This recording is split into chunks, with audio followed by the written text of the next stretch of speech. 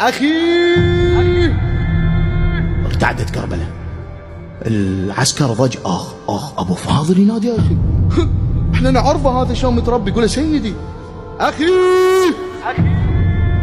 أبو علي قال لها زينب.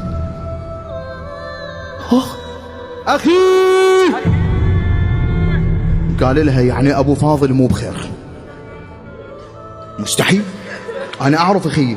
أبو علي على الفرس وقبل يوصل له.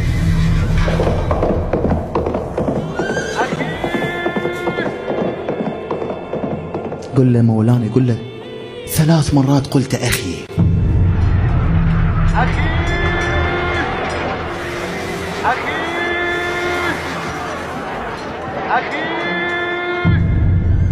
قال له مولاي أنا عشت حلم عمري غصة في قلبي، أحب أناديك أخي، مو أنقص من قدرك حاشا لله، بس تدري ايش قد هاي تعني لي؟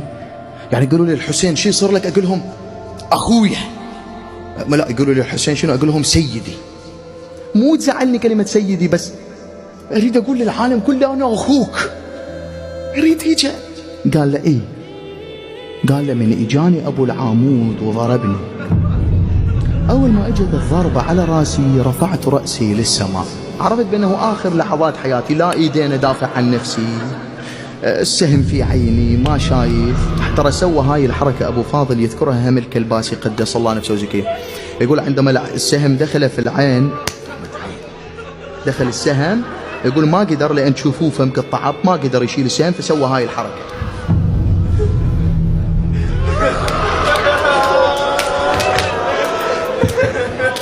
وحاول برجليه أن ينزع السهم. والله ايش نعرف عن العباس. يقول برجليه حاول يشيل السهم بس ما طلع وياه، لأن السهم كان قد وصل إلى الرأس بعد ما يطلع. لذلك عمت عينه ضربه على راسه، قال من ضربني رفعت راسي انه خلاص انتهت حياتي. رفعت راسي هيك قلت ها ما راح احصل هذا الشرف بعد، خلاص انتهى كل شيء.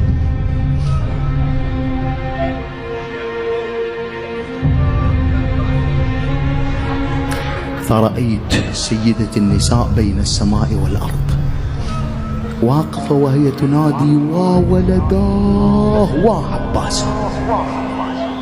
قال أول ما قالت وولداه استهمت، أنت ابني يعني أنت شو تصير؟ لذلك ناديت أخي، انطتني رخصة أنت وليدي.